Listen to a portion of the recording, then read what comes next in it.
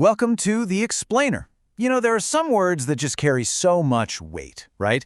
Words that have literally shaped history, caused division, and inspired a ton of fear.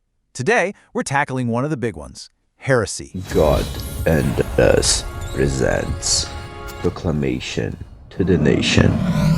So when I say heresy, what pops into your head? For a lot of us, it's probably images of, medieval trials, public burnings, a word just dripping with judgment and condemnation. But what if I told you its original meaning was something way more neutral?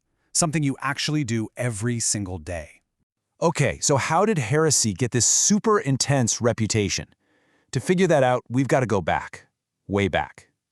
We're going to peel back the layers of language and time to find out what it really meant at the very beginning. All right, here we go.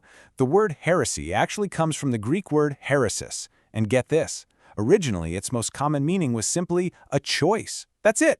It could also refer to a school of thought or a party, a group of people who chose to follow a certain set of ideas. Kind of like picking a political party or a favorite philosophy today. So yeah, in the beginning, it wasn't a bad word at all. It was just a label, a descriptor.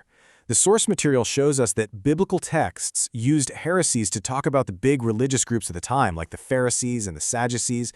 And here's the kicker. Even the very first Christians were called the sect of the Nazarenes. That was their heresy, their choice.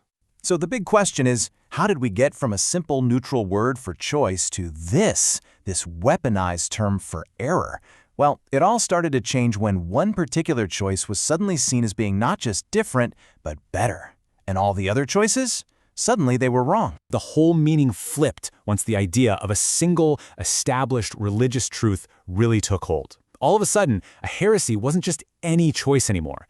It was a choice against the official central belief system. It became a deliberate step off the correct path, a dangerous detour, as defined by the powers that be. And that's really the heart of it. The word turned negative because the choice it represented was now seen as a threat.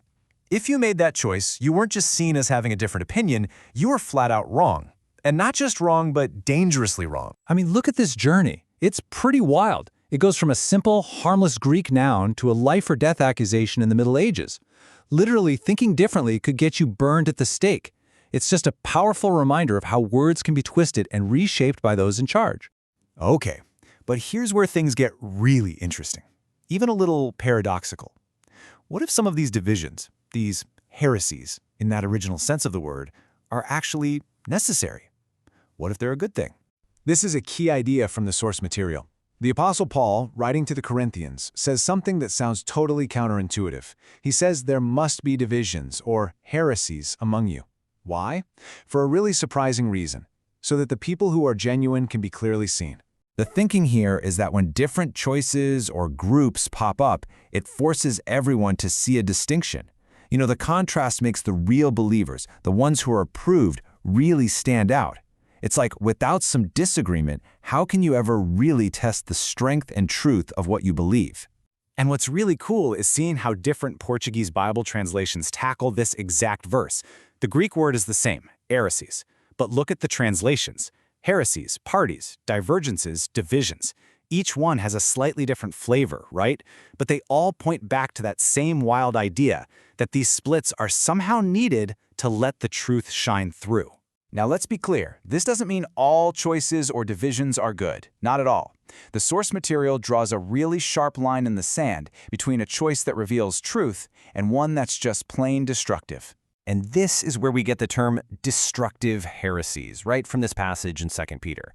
These are a whole different beast. They're not the kinds of divisions that help clarify things. No, these are teachings and choices specifically designed to mislead people, to chip away at the very foundation of their faith. So what are the red flags? How do you spot one of these destructive choices?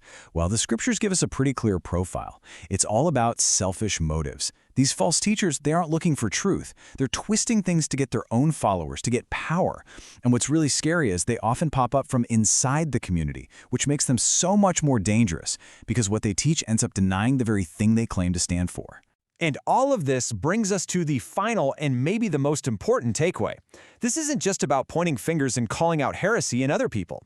It's really about us, about how we make our own choices.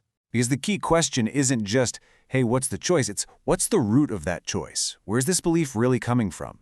Is it rooted in a genuine, honest search for truth based on the source material, or is it coming from somewhere else, like ego or a thirst for control or twisting things for personal gain?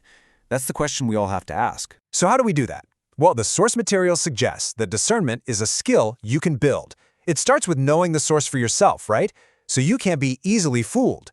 Then it's about learning to hear the difference between an authentic voice and someone who's just telling you what you want to hear. And finally, you have to look at the results. What's the fruit of this teaching? Does it lead to truth and unity, or does it just create chaos and destruction? So, as we wrap this up, we're kind of left right back where we started, but with a whole new perspective. The word heresy began its life as a simple choice. And today, man, we live in a world with infinite choices, right? More information, more opinions coming at us than ever before. But the challenge is exactly the same as it's always been, to choose wisely, to really dig in and understand the roots of our beliefs, and to figure out what leads to truth and what leads to destruction.